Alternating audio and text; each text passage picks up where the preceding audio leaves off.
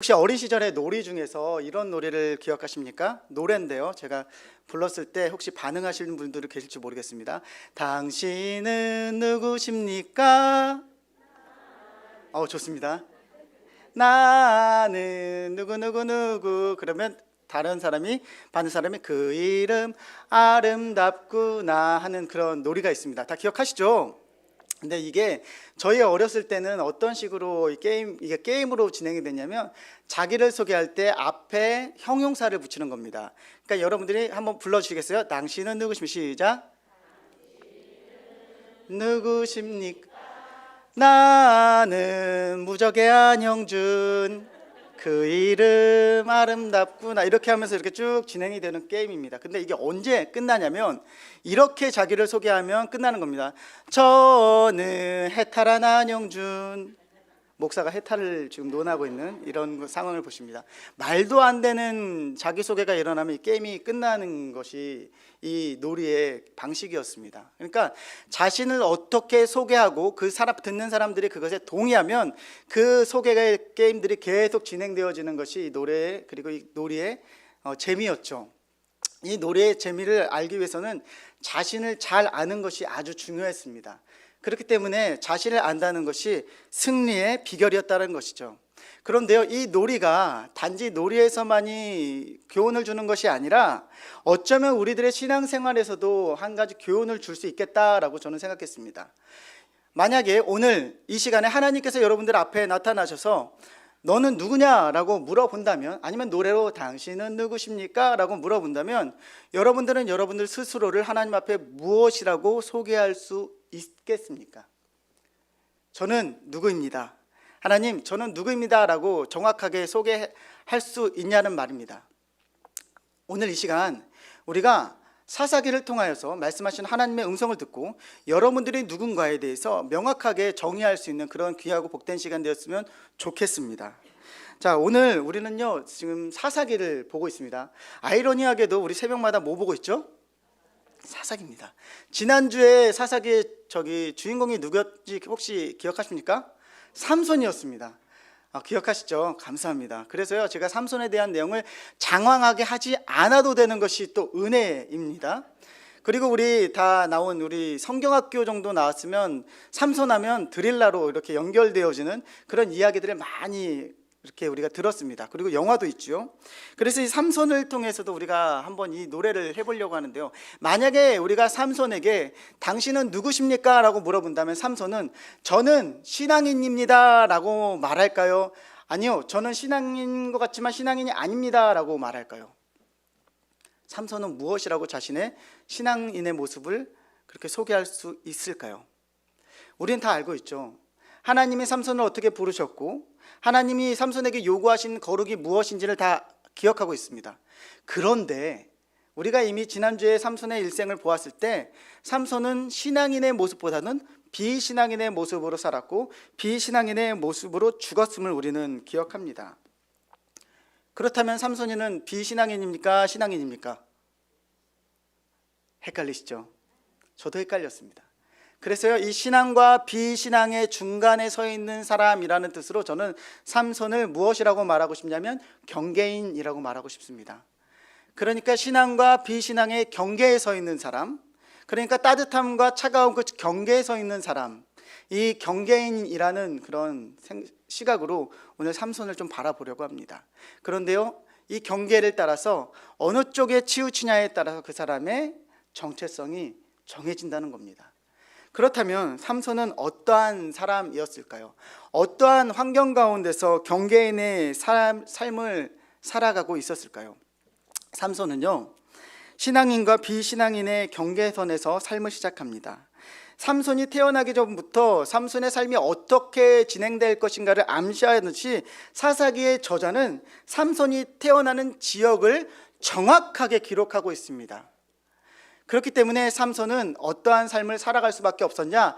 사회적인 경계인으로서 살아갈 수밖에 없었다라는 것이죠. 이것은 삼손의 의지와는 전혀 상관이 없는 겁니다. 태어나 보니 동네가 어디였다? 소라라는 지역이었다라는 겁니다. 자, 우리 1절 잠깐만 2절을 잠깐만 보도록 하는데요. 2절에 보면 무엇이라고 기록하냐면 소라 땅 단지파 가족 중에라고 기록합니다. 그러니까 지금 삼손의 지역이 어디라고요? 소라라는 지역입니다. 소라. 우리는 소라 하면은 딱 와닿지 않죠. 소라는요 소래 골짜기에 있는 그 동네 이름이에요. 그러니까 큰 지방으로는 소래 골짜기입니다. 그럼 이 소래 골짜기가 어딘지 우리 모르잖아요. 그 소래 골짜기를 이해하려면 어떻게 이해하시면 되냐면 산 꼭대기는 예루살렘이 있습니다. 예루살렘. 그리고 산 밑에 평야에는 블레셋이 있어요.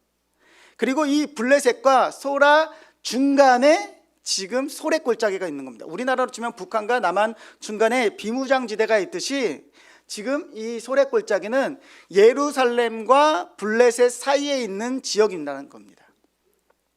이 지역은 안타깝게도 예루살렘으로부터 분리가 되어 있는 지역이에요. 그리고 이 지역은 또 블레셋으로부터 가까운 지역이라는 겁니다. 그런데 이곳에 누가 살고 있었다고요? 하나님의 사람, 이스라엘 사람들이 그곳에 살고 있었다는 겁니다. 이 완충지대의 이 소라라는 지역은 그러므로 어떻게 보면 신앙으로 대표되는 예루살렘과 분리되어 있고 비신앙인 블레셋과는 가까운 지역. 그런데 이곳에 누가 살고 있다고요? 이스라엘 사람, 하나님의 사람들이 살고 있었다는 겁니다. 이 블레셋이라는 동네가 되게 독특합니다. 뭐냐면 이 블레셋이라는 동네는요 한 민족이 하나가 되어서 그렇게 함께 지내는 그런 나라가 아니었어요. 5개의 도시가 연합을 해서 오늘날 미국처럼 각각의 도시들이 연합을 해서 야 우리 블레셋이라는 나라로 함께 서로를 보호하고 서로를 지키면서 살아가자라는 그런 동네였습니다. 그래서 인종도 다양했고요. 그리고 사람들의 생활 습관도 다양한 복합적인 그런 나라였습니다. 그래서요 혹시 외모가 유대인일지라도 옷차림이 유대인일지라도 내가 블레셋에서 그냥 블레셋 사람처럼 살아갈 거야 하면 그 사람들이 그래? 그럼 너도 우리 블레셋이야 라고 인정되어지는 그런 상황이었다는 거죠. 그러니까 유대인이 들어온다고 해서 배척하는 상황이 아니라 환영, 그래 우리 원래 그렇게 살았으니까 너도 그렇게 살자 라고 지냈던 땅이 바로 그곳이었다는 겁니다. 그 옆 동네에 누가 태어났다고요? 삼손이 태어난 겁니다. 삼손이 살고 있는 그 지역은요 신앙인보다는 비신앙인과 더 가깝게 지낼 수밖에 없는 상황이었다는 겁니다. 그러니까 삼손은요 태어날 때 보니까 자기의 의지와는 전혀 상관없이 신앙과 비신앙의 경계에서 태어난 거예요. 거기서 자라날 수밖에 없었던 것이 삼손이었다는 겁니다. 그런데요 하나님이 이런 삼손을 소라 땅에 태어나게 하신 이유가 정말 이상합니다. 우리 오늘 5절 말씀에 삼손이 태어나는 이유를 성경이 이야기하고 있는데 5절 말씀을 함께 읽어볼까요? 5절 말씀입니다. 시작.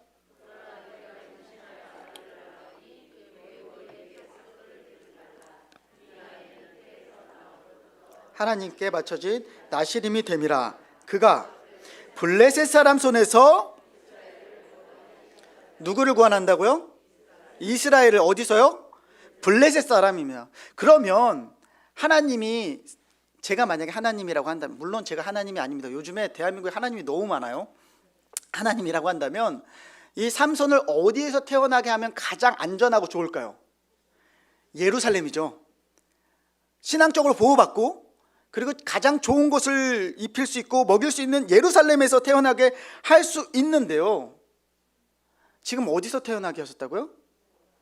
소라라는 소래골짜기에서 태어나게 하셨다는 겁니다.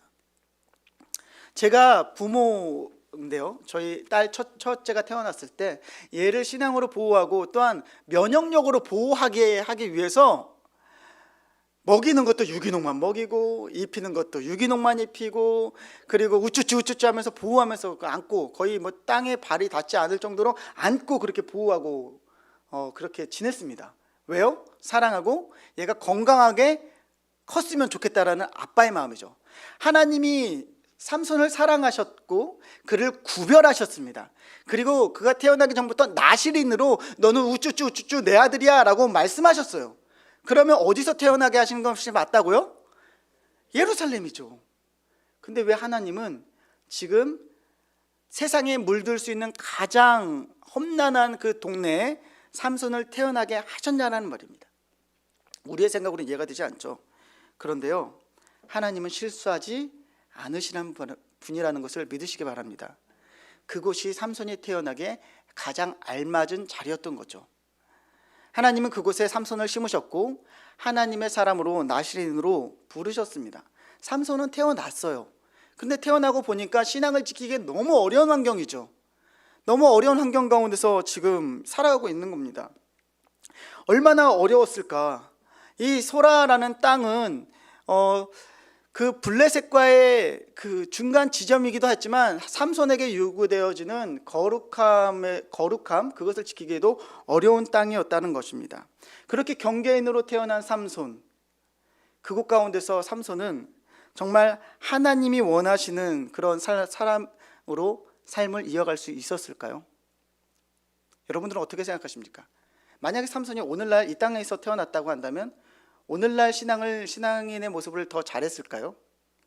저는 이쯤에서 우리의 신앙도 한번 돌아볼 수 있었으면 좋겠습니다. 얼마 전에요, 몇 해 전에 목사님으로부터, 이제 부흥사 목사님으로부터 이런 우스개 예화를 들은 적이 있습니다. 어떤 예화냐면, 여러분 이건 지어낸 얘기예요. 어느 날 이제 한 선교사님이 한국에 들어오셔서 옷을 사려고 남대문 시장에 가셨다고 해요. 남대문 시장에 가서 이제 옷을 사려고 딱 갔는데 남대문 시장 초입에서 두 여자가, 중년의 여자가 머리를 잡고, 이제 전문 용어로는 머리 끄당이를 잡고 서로를 흔들어대면 욕을 하면서 싸우기 시작했다고 합니다. 그런데 막 싸움을 하다가 싸움이 종료가 되는 순간이 있었는데, 그게 언제였냐면 같이 온 것처럼 보이는 한 중년의 여자가 한 여자를, 그 싸우고 있는 여자를 이렇게 말렸다고 합니다. 권사님이 참아야지. 우스개 얘기죠. 그래서 그 선교사님이 옷도 못 사고 돌아왔다라는 그런 이야기가 있습니다. 우리가 사는 대한민국도 이 삼손이 살아갔던 소래골짜기와 비단 다르지 않다라는 겁니다. 우리도 그렇게 죄에 노출될 수 있고 그들이 생활하는 생활 패턴에 살아갈 수 있는 그런 최적의 조건에서 우리 또한 신앙생활을 하고 있죠. 우리가 사는 생활도 지금 이 소래골짜기와 같은 것이라는 겁니다. 만약에 저의 입장에서 저를 소래골짜기에 하나님이 심으셨다고 한다면, 아무도 제가 목사인지 모르는 상태에서 심으셨다고 한다면 저 또한 신앙인으로서의 모습을 잘 감당해낼 수 있을까? 거기에 대한 퀘스천이 저도 있습니다. 왜냐하면 저의 과거가 제가 어떠했는지 제가 알기 때문이죠. 그렇게 본다면 삼손은 이렇게 이야기할 수 있습니다. 나 신앙생활 잘하려고 했는데요, 하나님 여기서 태어나게 하셨잖아요. 하나님, 내가 신앙생활 정말 잘하고 싶었는데요, 하나님 그렇게 부르셨잖아요. 나시린으로 부르셨잖아요. 그런데 이거 어쩔 수 없는 거, 이거 어떻게 해요? 라고 말할 수 있다라는 거죠. 그렇게 핑계댈 수 있다라는 겁니다. 그렇게 봤을 때 삼손의 삶은 참 안타까운 삶일 수도 있어요. 그렇기 때문에 우리가 삼손이 넘어지고 블레셋 사람들에게 가서 그 삶을 함께하는 이런 것들을 이해해 줘야만 하는 걸까요? 여러분들은 어떻게 생각하십니까? 삼손이 블레셋 사람들과 가까웠기 때문에 어쩔 수 없이 신앙적으로 거룩해서 매일 실패하는 삶을 살았어야 됐어, 내가 이해해 줄게, 우리는 그렇게 이야기할 수 있겠냐는 말입니다. 이것을 우리에게 입장으로 돌려본다면, 여러분, 우리가 크리스찬으로 이 땅 가운데 대한민국에 살아갈 때 세상이 우리들에게 친절하지 않기 때문에 우리가 그곳에서는 크리스찬이 아닌, 신앙인이 아닌 비신앙인처럼 살아가도 되냐, 그것이 우리가 서로에게 이해될 수 있느냐라고 제가 묻고 있는 것입니다. 여러분들 어떻게 생각하십니까? 삼손은 그런 환경 가운데서 경계인의 삶을 살아가고 있습니다. 뿐만 아닙니다. 삼손은요, 신앙적으로도 경계인의 삶을 살아갈 수밖에 없었던 사람입니다. 그런데요, 이것은 좀 다릅니다. 그러니까 사회적으로 지금 삼손이 경계인의 삶을 살 수밖에 없었던 이유는 그가 바꿀 수 없는 그런 지리적인 환경이나 문화적인 환경 때문이었다 한다면, 지금부터 우리가 보려고 하는 이 신앙적인 부분은 자신의 노력으로 충분히 감당할 수 있었던 부분이라는 거죠. 자, 그러면 어떤 부분에서 하나님이 이 삼손을 신앙의 경계인으로 만드셨는가? 오늘 7절에 보면요, 삼손을 하나님께서 나시린으로 부르셨을 때 하나님께서 요구하시는 거룩의 조건이 몇 가지 있습니다. 우리 7절 말씀 함께 보도록 하겠습니다. 함께 보겠습니다. 시작. 그가 내게 이르기를, 이제 이 아이는 태에서부터 그가 죽는 날까지 하나님께 바쳐진 나시림이 됨이라 하더이다 하리라. 엄마가 천사를 만났어요. 그리고 너 이제 아이를 낳을 거야. 삼손이라는 아이를 낳을 건데 그는 하나님께 바쳐졌어. 근데 포도주나 독주를 마시지 마. 그런데 이 내용을 우리는 원어이기 때문에 잘 이해를 못 하잖아요. 너무 친절하게 이 엄마가 이렇게 풀어냅니다. 사사기 13장 14절 말씀인데요, 제가 읽어드릴게요. 엄마가 이렇게 풀어냅니다. 포도나무의 소산을 먹지 말며 포도주와 독주를 마시지 말며 어떠한 부정한 것도 먹지 말고 내가 그에게 명령한 것을 다 지킬 것이니라. 엄마가 풀어준 거예요. 포도주 먹지 말고 포도나무에서 나온 것도 먹지 마. 그리고 거룩한 것, 그것에만 집중하고 더럽고 부정한 것은 가면 안 돼 라고 말씀하시는 것입니다. 과한 걸까요? 여러분들은 어떻게 생각하십니까? 상당히 과한 요구인가요? 당시 이스라엘 사람들도요, 동일하게 이러한 거룩을 요구받고 있었습니다. 거룩하지 못한 음식을 먹지 말아야 되고, 그리고 부정한 것에 함께하지 말아야 되는 것 또한 지금 요구되어지고 있는데요, 여기에 플러스 머리에 삭도를 대지 못하고, 그러니까 머리 자르지 말고 포도나무의 소산을 먹지 말게 하는 것, 이 두 개가 지금 추가된 것이 삼손이라는 겁니다. 그런데 너무나 안타까운 사실은 이 삼손이 자랐던 동네, 소렉이라는 동네는요, 밀을 추수하면서 또 무엇을 같이 경작했냐면 포도를 경작했어요. 포도원이에요. 그래서 이 소렉 골짜기에 아주 유명한 동네가 있는데 엔케렘이라는 동네가 있습니다. 동네 이름이 뭐라고요? 엔케렘. 이 뜻이 뭐냐면요, 포도원의 우물이라는 뜻이에요. 그러니까 포도가 얼마나 잘 자라냐면 그 포도원에 물을 충분히 댈 수 있을 만큼의 물을 가진 동네 또한 엔케렘이라는 이름으로 있었다고요. 그런데 태어나 보니까 하나님이 뭐 하지 말라고요? 포도 먹지 말라고요. 환경은 하나님이 그렇게 주셨으면 여러분, 포도를 먹으면 됩니까? 먹으면 안 됩니까? 안 되는 거죠. 왜냐하면 그건 나의 의지잖아요. 제가요, 작년까지 먹지 않았던 과일이 하나 있습니다. 복숭아를 먹지 않았어요. 의지적으로 먹지 않았습니다. 왜냐하면 제가 복숭아를 먹고 한 번은 알레르기가 크게 올라와가지고 죽다 살았거든요. 안 되겠더라고요. 제가 의지적으로 먹지 않았습니다. 그 맛있다라는 납작 복숭아 의지적으로 먹지 않았어요. 먹지 않을 수 있습니다. 그러니까 삼손도요, 먹지 않을 수 있는 의지가 분명히 있었다고요. 내가 비록 경계인으로서 오늘을 살아가지만 하나님이 원하시지 않는 건 내가 의지적으로 지킬 수 있었다고요. 그런데요, 삼손은 그렇게 살아갔습니까? 아니요. 자신의 의지보다는 다른 것에 자신의 마음에 좋은 대로 행했던 것이 바로 이 삼손이라는 겁니다. 삼손에겐 분명히 결정권이라는 것이 있었습니다. 중간에 서서 내가 하나님의 거룩을 따라갈지 아니면 거룩을 따라가지 않을지, 이 경계에 서서 그것을 결정할 그런 능력이 있었습니다. 그런데요, 삼손은 어떻게 했어요? 하나님의 거룩보다는 하나님의 거룩을 따라가지 않는 그런 모습으로 이 신앙을 계속해서 나아갔다는 거죠. 삼손이 있었던 땅은 결코 삼손에겐 친절하지 않았습니다.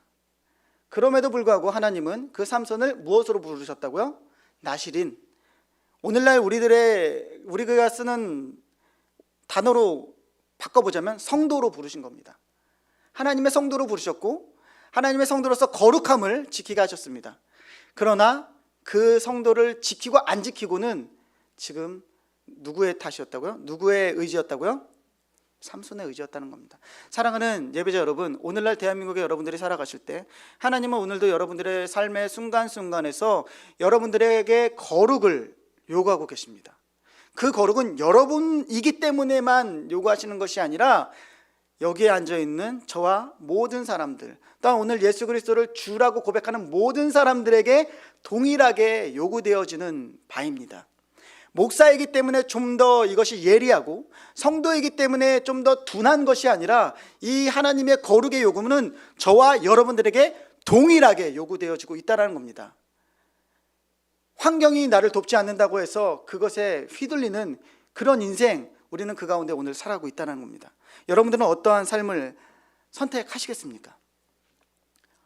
여러분은 거룩한 삶을 선택하시겠습니까? 아니면 의지적으로 거룩하지 않는 오늘 삼손과 같은 그런 삶을 선택하시겠습니까?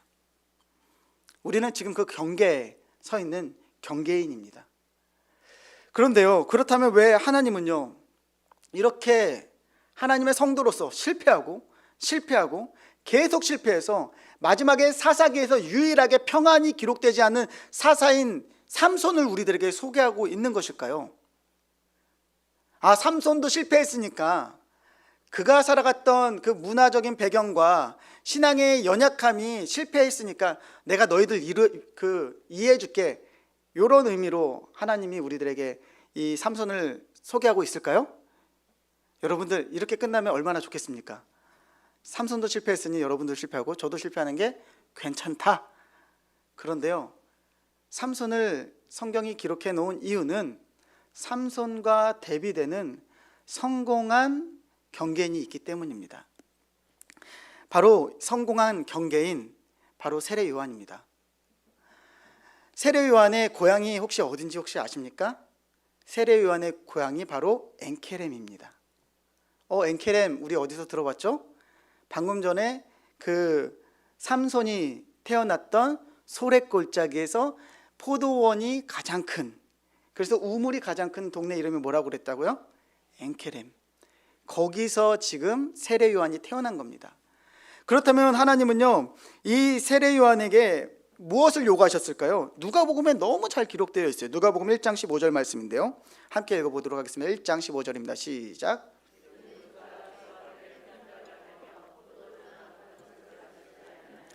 포도 모태로부터 성령의 충만함을 받아. 비슷하죠. 삼손에게 요구된 바랑 거의 비슷합니다. 포도주. 그러니까 이것도 엄마의 말로 풀면 포도의 소산 먹지 말고, 그리고 독한 술 먹지 말고, 거룩함, 그러니까 이스라엘에게 요구되는 모든 거룩함을 지키라. 그렇게 생각하면 삼손과 지금 세례 요한의 다른 점은 머리에 삭도를 대지 않는 한 가지밖에 없습니다. 그런데요, 세례 요한은 삼손과는 너무나 다른 그런 신앙의 모습을 보이게 됩니다. 우리가 다 알고 있죠.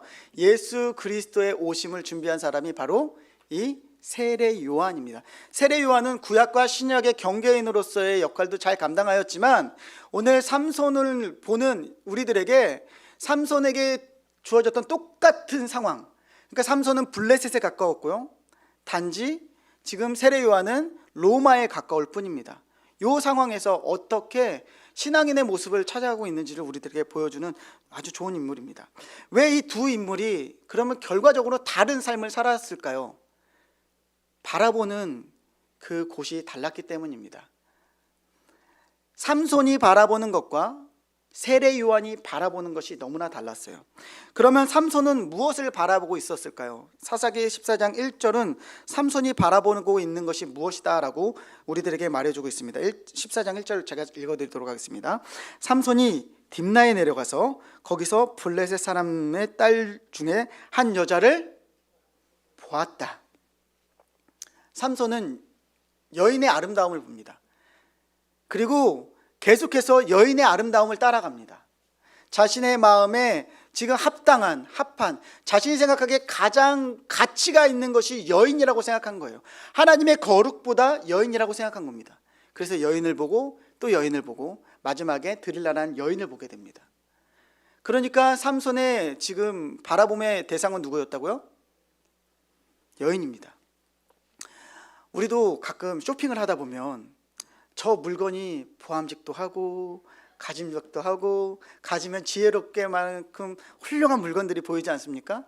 그게 한번 보이면 계속 어떻게 하죠? 계속 찾습니다. 비교 사이트에서 싼 거 없나, 이 사람이 어떻게 썼는지 후기도 보고 마음이 거기에 이제 뺏기죠. 교회에 앉아 있어도 그게 나갔을까 안 나갔을까, 그게 내가 당근에서 봤는데 지금 예배 끝나기 전에 내가 그걸 사야 되는데 그 나갔으면 우리들의 몸은 예배 장소에 있지만 우리들의 바라봄의 목표는 어디에 있어요?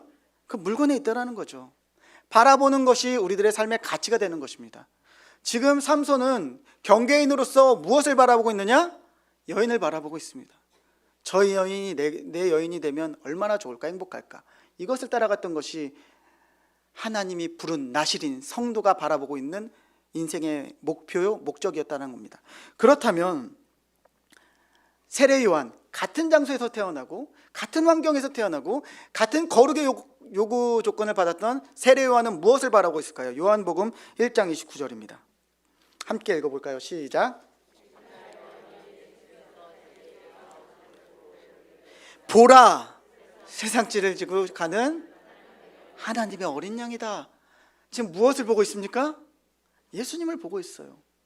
그는 광야에서 하나님을 바라보고 있고 하나님을 갈망하는, 하나님의 나라를 갈망하는 백성들을 보았고요. 결국 그의 시선은 어디로 갔습니까? 세상지를 지고 가는 예수님한테 그 시선이 갔다는 겁니다. 그가 모든 것을 버리고 모든 것을 다 내어놓고 예수님을 따랐던 이유는 예수님이 그게 가장 값지고 의미가 있는 분이었기 때문이란 겁니다. 어떻게 같은 환경에서 같은 부르심을 받은 사람이지만 세례 요한은 지금 예수를 바라보고 지금 삼손은 사람을 바라보고 있는 것일까요? 우리는 이렇게 이야기할 수 있어요. 세례 요한은 구별되었고요. 세례 요한은 좀 독특했잖아요. 아닙니다. 우리가 세례 요한을 오해하면 안 돼요. 세례 요한도 제자들이 있었고요. 생활을 그들과 같이 했습니다. 우리와 같은 공동체를 했고요. 일반적인 생활을 했어요. 단지 그의 삶의 시선이 누구를 향해 있을 뿐이었다고요? 예수님, 하나님 나라에 있었기 때문이라는 겁니다. 이렇게 지금 두 사람이 바라보는 것이 달랐다는 것이죠. 사랑하는 예배자 여러분, 지금 여러분들은 무엇을 바라보고 계십니까? 물론 이 시간엔 저를 바라보고 계시죠. 그러나요, 여러분들의 삶의 경계인으로서 살아갈 때, 신앙의 경계인으로 살아갈 때 여러분들은 무엇의 시선과 마음을 빼앗기고 살아가고 계십니까? 오늘 성경은 우리들에게 그 질문을 하고 있는 것입니다. 또한 지금 이 두 사람은 자신의 신앙을 대하는 태도가 달랐습니다. 삼손은요, 자신에 대해서 너무 믿고 있었던 사람입니다. 사사기 16장 20절에 보면 삼손은 자신을 이렇게 이야기합니다. 자, 16장 20절입니다. 함께 읽어볼까요? 시작. 디를라가 이르되